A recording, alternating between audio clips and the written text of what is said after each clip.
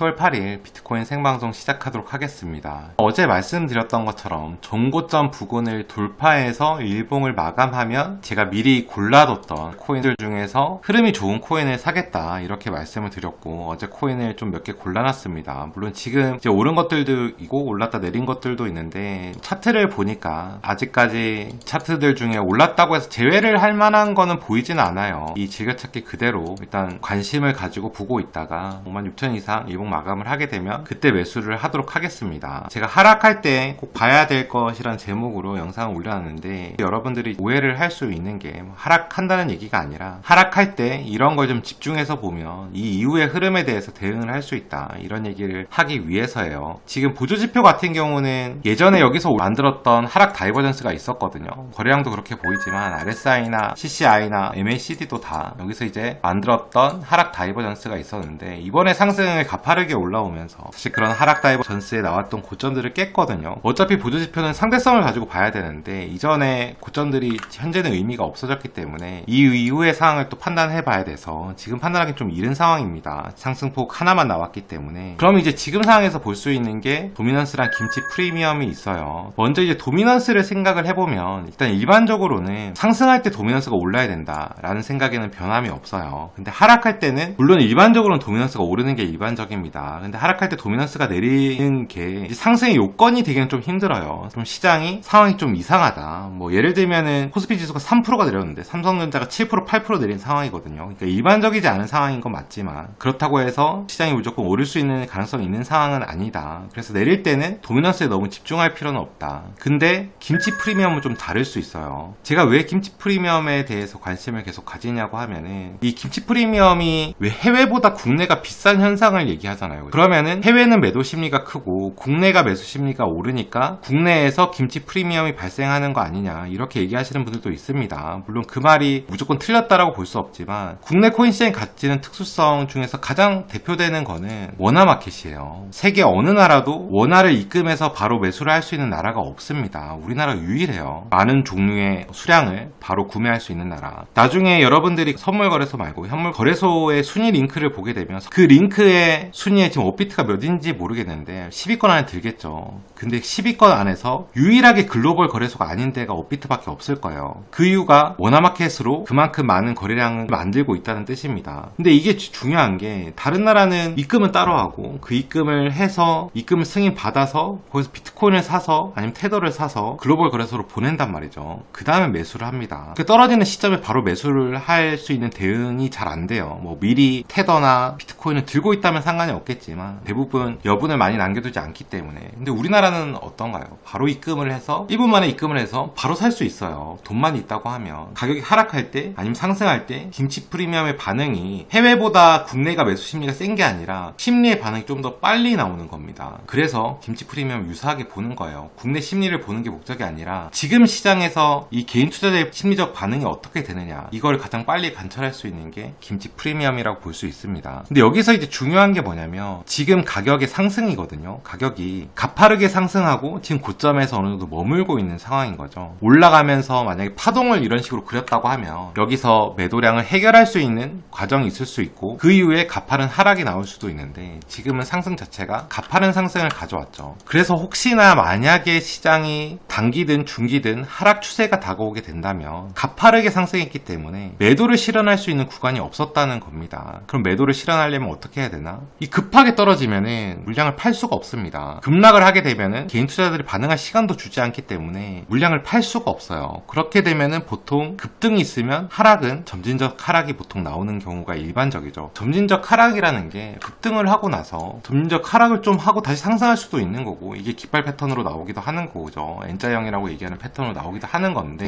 근데 여기서 이제 만약에 점진적인 하락이 나왔을 때 이 점진적인 하락에서 물량을 해소할 수 있다는 거는 결국에는 개인 매수 심리가 올라와 줘야 가능한 얘기거든요. 만약에 지금 이런 형태로 점진적 하락이 만약에 한다고 하면 그때 김치 프리미엄이 같이 함께 어느 정도 상승을 해주느냐를 보게 되면, 지금 시장에서 이런 점진적 하락이 물량의 해소에 해당되는 구간이 될 수 있겠구나. 근데 이거를 뭐 짧은 시간만 보고 판단하기는 그렇고, 이 하락의 흐름이 어느 정도 발생했을 때 김치 프리미엄을 관심 있게 보면 이게 물량을 해소할 수 있는 구간인지 아닌지가 판단이 되게 됩니다. 이게 가격이 조금씩 떨어지는데 김치 프리미엄이 올라오지 올라오지 않는다는 거, 개인 투자자들의 매수 심리가 올라오지 않는다는 걸 의미하거든요. 그렇게 따지면 개인의 투자 심리가 올라오지 않으면 매도 물량을 위해 소화할 수가 없죠. 근데 만약에 점진적 하락을 하는데 개인의 매수 심리가 올라온다고 하면은 물량을 계속 던지면서 개인한테 계속 물량을 떠넘기는 상황을 만들 수도 있기 때문에, 지금 제가 봤을 때 만약에 점진적 하락을 하게 된다면, 김치 프리미엄에 관심을 가지고 보게 되면, 김치 프리미엄 좀 하락하게 되면은 그래도 시장에 아직 가능성이 남아 있겠구나, 점진적 하락을 하는데 김치 프리미엄이 상승하게 되면은 시장이 좀 위험할 수도 있겠는데 이런 판단을 할 수 있는 근거가 될 수 있다, 이렇게 얘기를 드릴 수 있을 것 같고, 상승에 대해서는 똑같습니다. 56,000불 이상으로 상승 마감을 하면 매수를 할 거고, 이 상승 마감을 해서 매수를 하면 이제 제가 주말에 하면은 텔레그램에 올릴 수도 있고 생방송에서 살 수도 있습니다. 근데 하게 되면 코인별로 손절가는 무조건 당연히 잡을 거고, 비트코인 기준으로도 빠져나올 수 있는 가격, 내가 지금 비트코인이 하락 추세로 돌아섰기 때문에 모든 알트코인을 정리하는 가격도 나중에 정할 거니까 그때 또 같이 봐주시면은 그때 또 확인할 수 있을 겁니다.